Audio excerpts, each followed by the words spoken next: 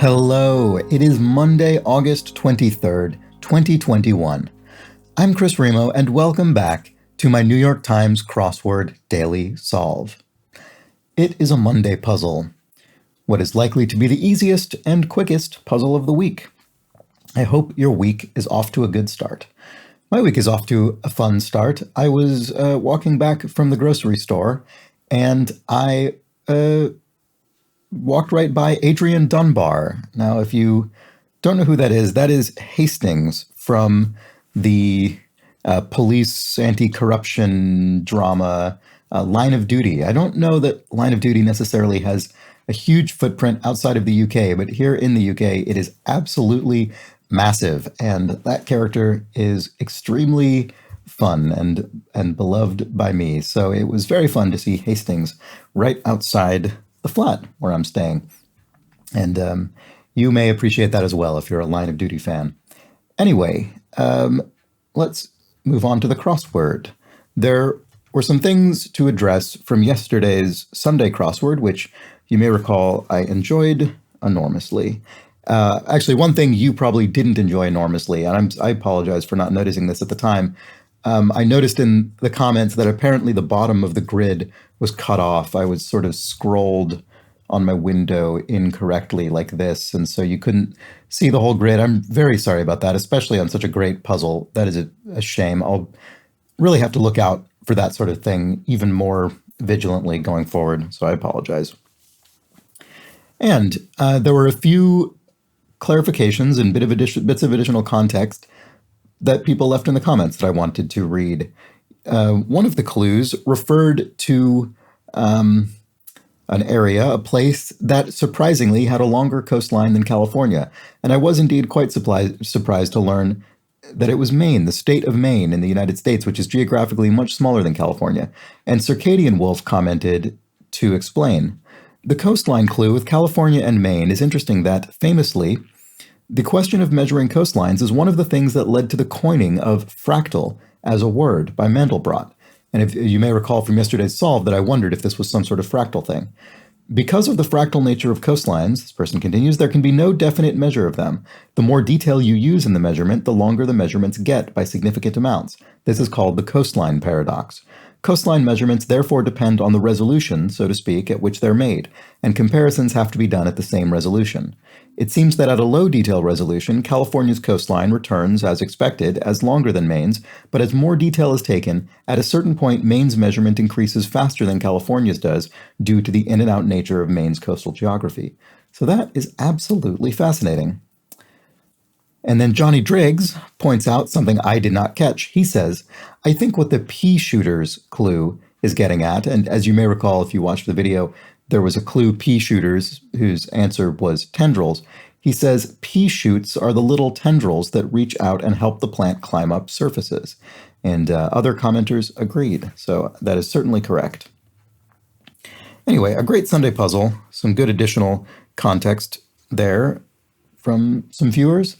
And let's move on to Monday's puzzle. This is by Bruce Haight, edited, as always, by Will Shorts.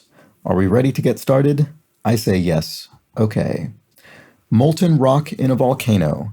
That would be magma, I assume.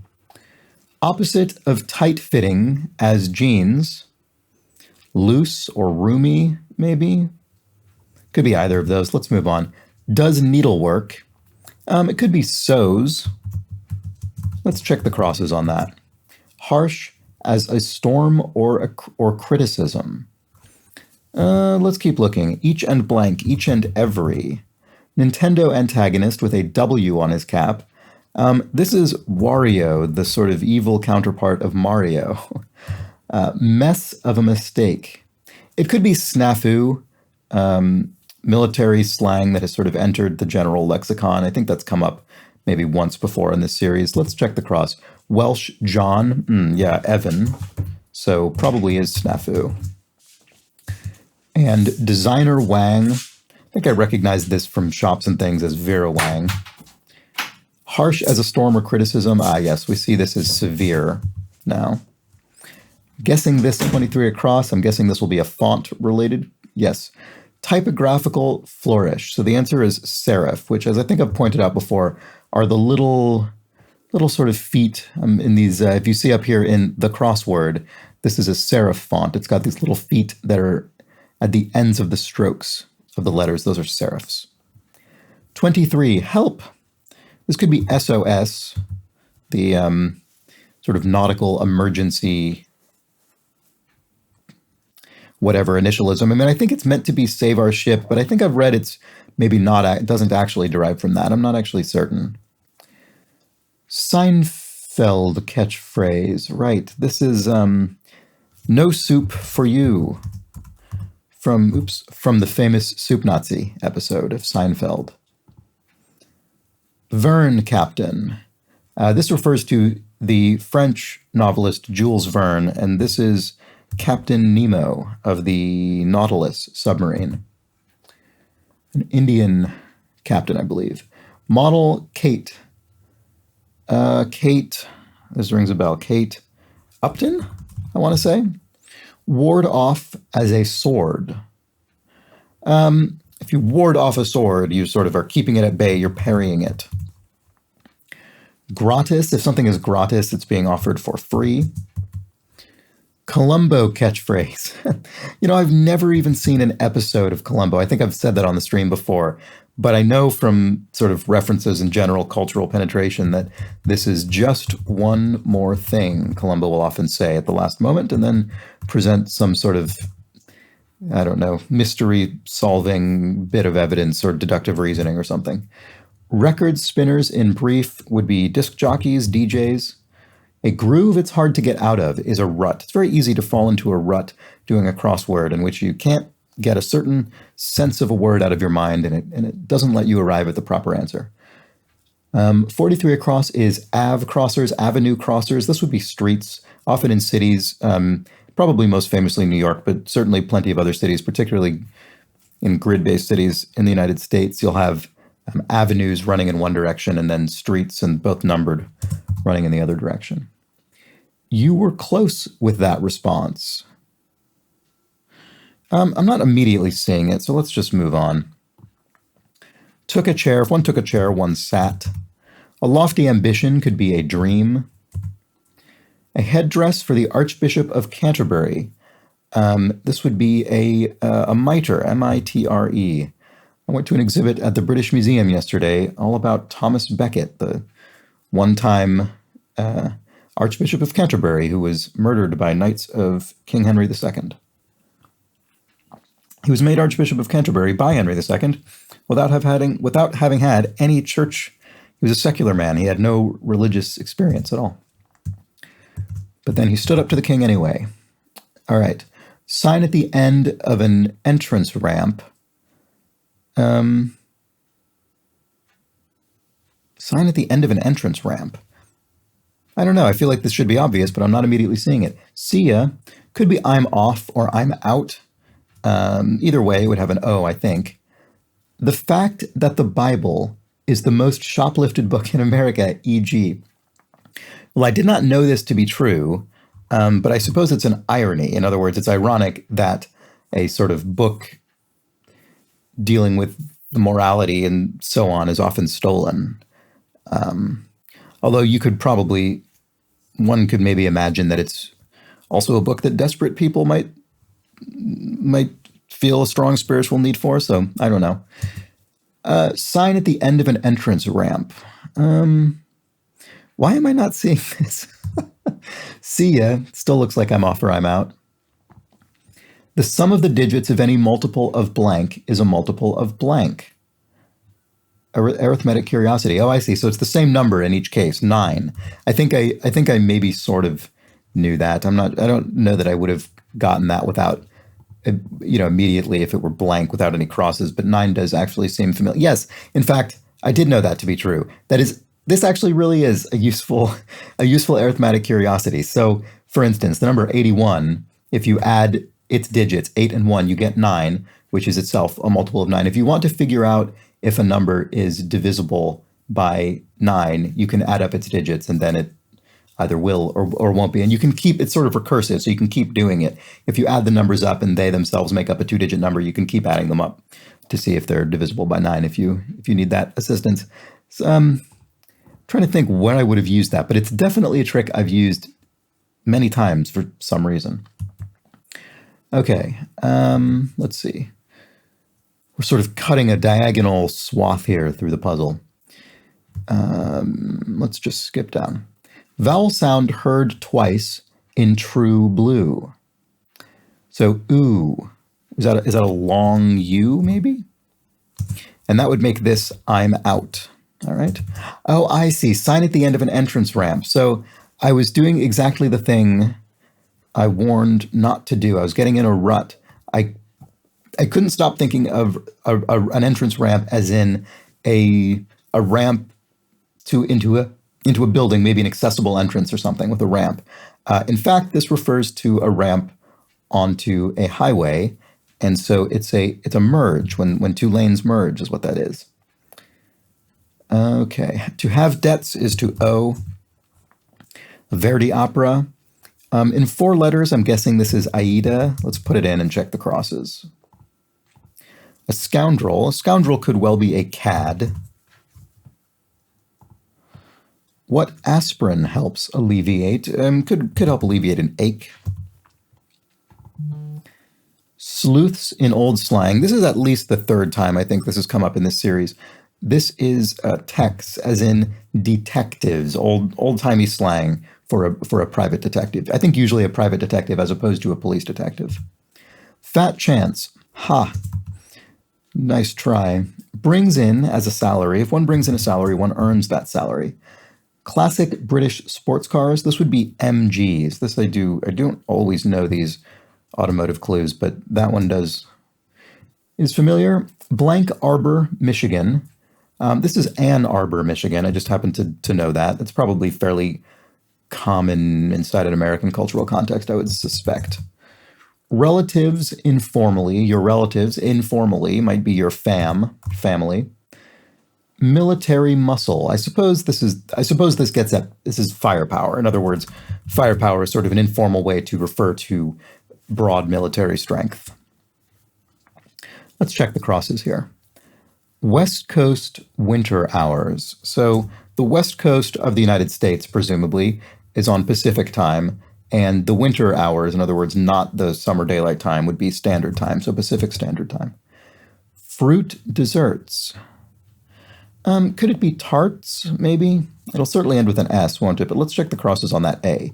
A tiny bit.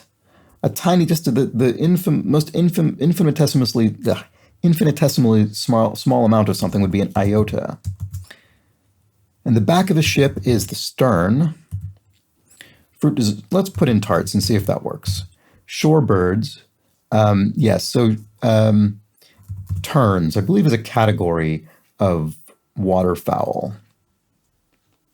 Long-legged, I think, sort of. I could be wrong.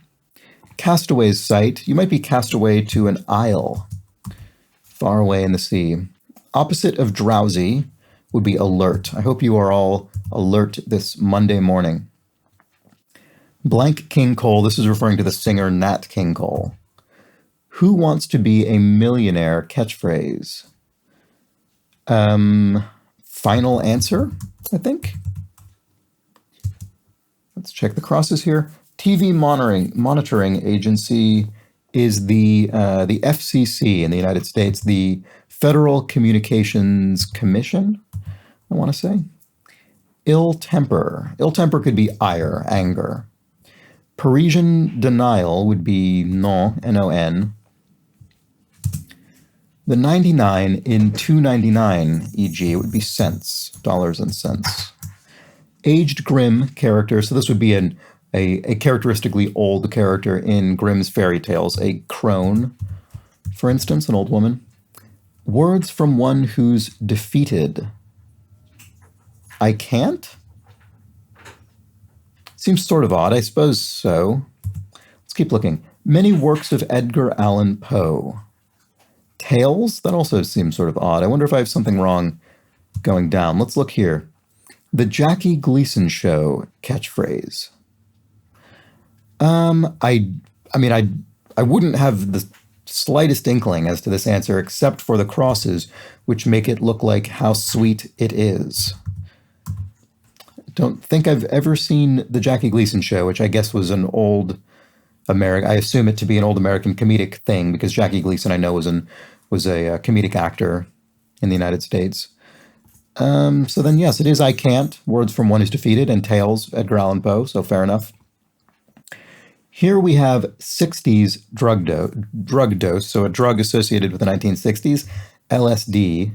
Could be LSD hit, I suppose, but let's keep going. Is suspended. So suspended could mean suspended in air, sort of levitating or being held up in air. It could be suspended meaning on sort of forced leave from work or something, or school. And yet I'm still not seeing it. So let's check the crosses. A battery terminal. Oh, is it a diode or an anode? I think it's an anode. Surprisingly impressive. Wow, something maybe? Shaquille of the NBA, Shaquille O'Neal. Don't even need to know anything about sports to know that one. A thick slice could be a slab. Largest city in the Palestinian state. Gaza? LSD. Oh, so I see. A 60s drug dose isn't LSD hit, it's LSD tab. Tab. A tab of LSD is what that is. A pond amphibian could be a newt. So is suspended is hangs. In other words, hangs in the air.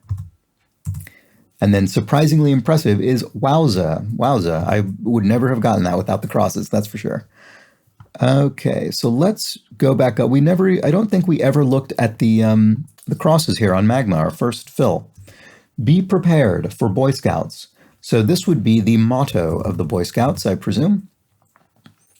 Battling. I think this might have come up actually just in the last few days. If two parties are battling, they are at war. You're close with that response. I don't know. I'm just not seeing. I think we looked at this before and I didn't see it, and I'm still not seeing it. Self-referential in modern lingo. This came up a few weeks ago, I think. Meta, as in sort of metatextual, is. I remember I was trying to think of what is the sort of most appropriate full word that meta would be a prefix of in this context, and I think it is metatextual. And I remember on that previous crossword, I was racking my brain trying to bring that word to mind, and I couldn't do it. Anyway, this time that's what I was trying to think of. Campfire waste would be ash from a fire. Native Americans originally of the plains. This would be Otos. Comes up from time to time on the crossword. Oops, there's a doorbell. I hope someone else gets that. Siskel and Ebert at the movies catchphrase. 2 thumbs up. 2 thumbs up. Classic Siskel and Ebert movie rating. There, I did it. Ta-da, we've almost solved the crossword. I guess you couldn't say ta-da for almost solving something soon enough. You were close with that response. Oh, good guess. I see. Yeah, that should have been more obvious. I'm sorry about that. Alternative to .com and .edu would be .org. And one thing to bear in mind about the crossword is unless there's some sort of unusual theme going on, and I've seen this maybe happen maybe only once or twice in many years of solving the crossword, but generally speaking, you can just entirely leave punctuation out of your answer. So even though the clue has .com and .edu, you don't have to match that with a sort of .org, at least not with the actual dot itself. But there, you could have DOTORG if in the answer it said DOTCOM, for instance. All right, manipulates. If one manipulates something, one uses it. Interplanetary craft for short, a UFO. It's sort of arguable, right? I mean, UFO is by definition unidentified, so you don't know if it's an interplanetary craft or not. But anyway, that's fair enough. Group with a most wanted list. With that F, this must be the FBI's most wanted list. Let's see. Gets an F on a test, say, bombs the test. Opposite of tight-fitting as jeans. Okay, well, I was right not to put in either of my guesses of loose or roomy because clearly neither of those is correct. and I'm not seeing what it is with that B. What are jeans that are not tight fitting? I don't know. I'm sorry. To state one's views is to issue an opinion, to opine. A tough high school, this is HS's high school science course, would be AP Bio, AP for Advanced Placement. That's a category of class in United States high schools, and will come up, I don't know, occasionally in the crossword. It's not a constant reference, but it's something to remember, AP for Advanced Placement. Ones with APO addresses. Here's another, I assume, US-specific clue. This is referring to military addresses in some form. I don't remember exactly what APO stands for, but it's a form of address you can use to send mail to people who are stationed on military bases and that sort of thing. So GIs, in other words, members of the Army. Wildebeest is a new, I suppose, GNU. Oh, the jeans are baggy, of course, baggy jeans. I just wasn't seeing it. And a slangy affirmative is yep, right? So let's put that in. And what was there was something I was going to say when we completed the crossword or something, and it had something to do with completing something, and now I don't remember what it was, and I'm ruining the whole situation here.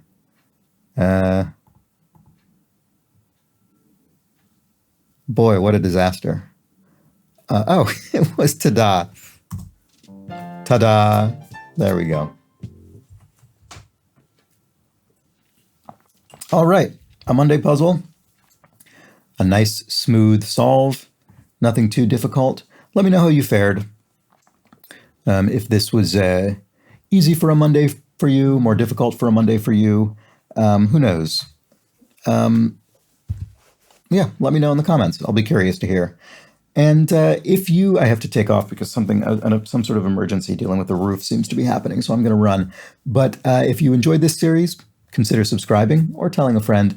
And if you very much enjoyed it and would like to help keep it going, maybe toss me a couple of quid or a few bucks to my coffee donation page, which is linked in the description field underneath each video. All right, with that, have an excellent Monday, and I will be back tomorrow for another edition of the Daily Solve. I hope you join me then. Take care.